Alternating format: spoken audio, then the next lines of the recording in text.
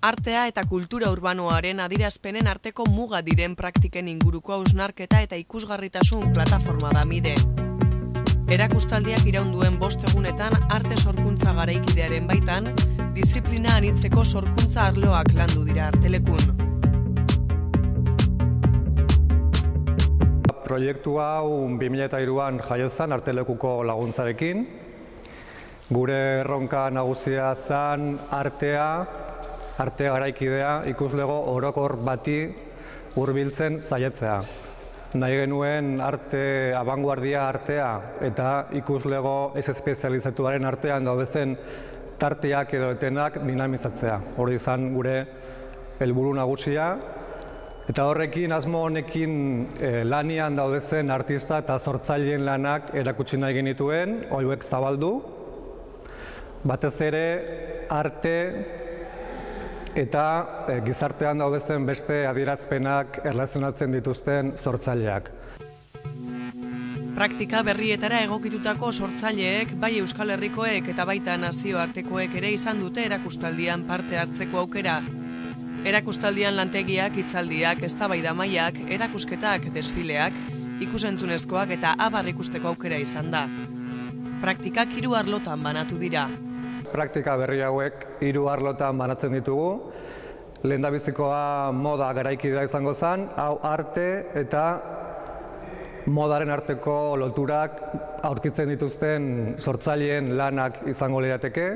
Gero irudi elektronikoa beste arlo nagusi bada, hemen sartzen dira artea eta euskarri elektronikoak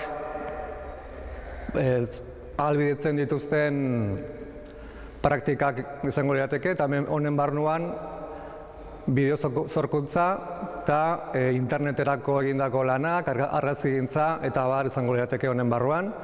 Eta azkenik, 3. multzo edo arlo nagusia izango zen DJ musika sorkuntza, eta honen barruan artea eta musikaren artean loturak aurkitzen dituzten sortzaileen lanak izango lirateke, musika konposaketak adibidez, DJ-en lanak, musika soinu artea ere honen barruan izango litzateke, eta bar.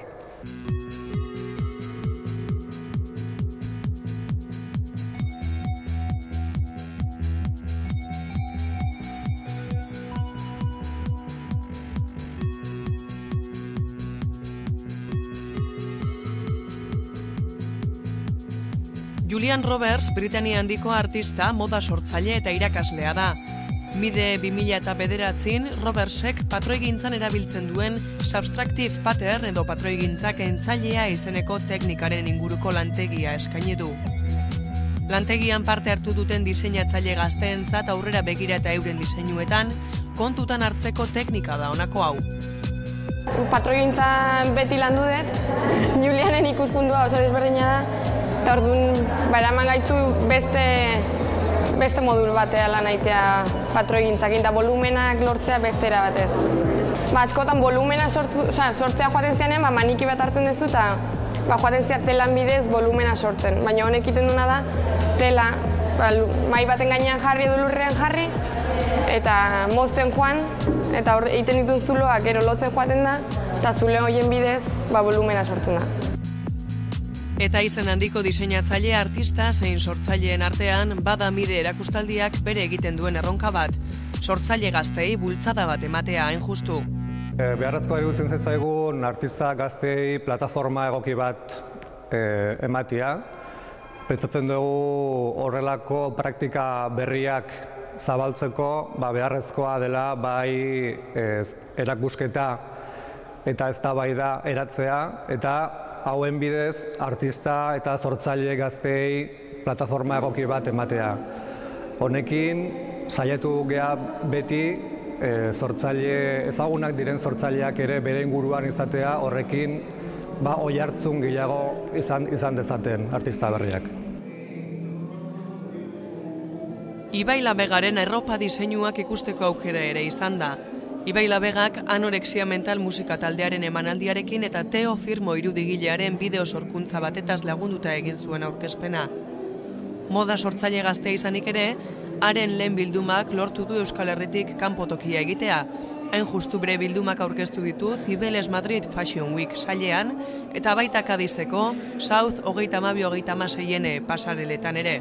Koloreak adibidez nahiko simbolikoak dira, batez ere gizonezkoen arropaetan ez delako inoiz agertzen bastakit arrosa eta urdina.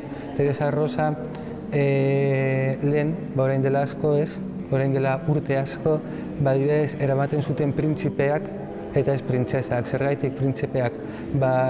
Arrosa zelako erregearen, gorria erabiltzen zuen erregeak, eta printzipeak erabiltzen zuten rosa zelako kolore bajuago bat, ez, nivel batetan edo. Zeukan hori, adibidez gorria da erregearentzat eta rosa zen printzarentzat. Eta apur bat ere inspiratu naiz printze horrelako ipuinetan, eta horregatik atera dut arrosa. Oial oso erosoak, batez ere bastakit, ez hain beti ez du ez, gorputza ez dakit, ondo sentitzeko eta onak dira berotsuak ere, gero badaude transparentzia batzuk ere erabilitu danak, udarako, baina hori ez, apur bat bi temporadetan enkajatzeko. Gainera bakarrik egin edut bilduma bat urtean, uste dudalako tendentzian sartza ere zezait asko gustatzen. Ez dakit, uste dudalako ere kreatibitatea anulatzen dela apur bat.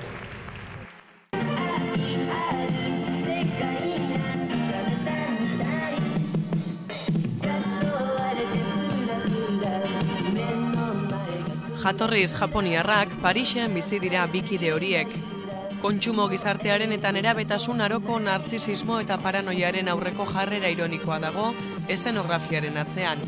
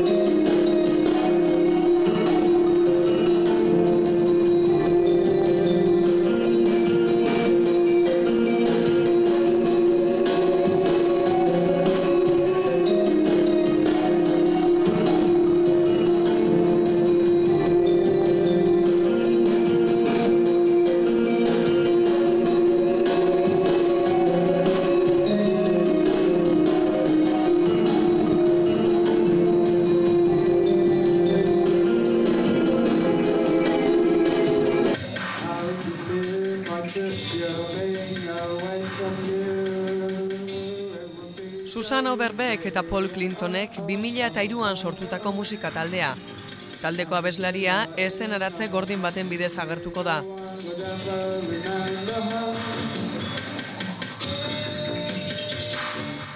Generoa, sexualitatea, artearen sistema edo edertasunaren estereotipoak lantzen dira testuetan.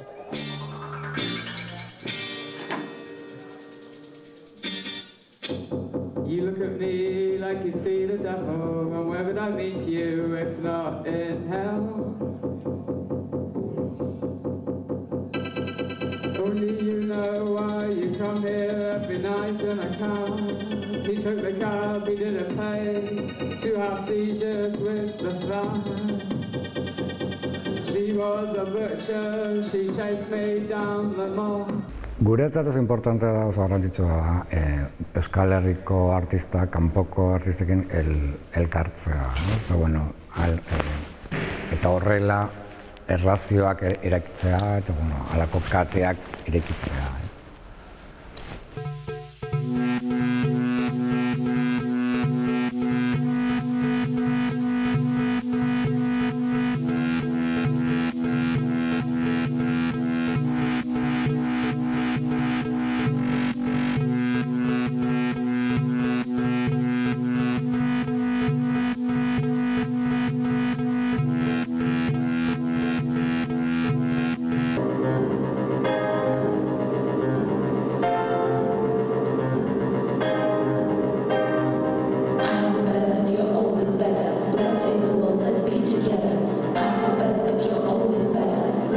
Pentsatzen dugu azkenean gura dela, o interesa dela, ez?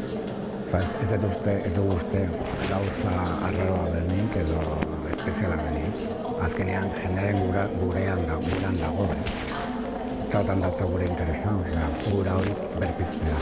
Iranotako praktikak, zenbait hamarkadak daramazkite funtzionatzen, eta gure aldetikan uste dugu kultura mailan interesa duten ikuslegoak honelako praktikei buruzko interesa izan behar dutela, eta gure grina hori da, eta gure erronka, eta horretan saiatzen gara eta uste dugu 7. edizio honekin bizkat sareak irekitzen ari garela.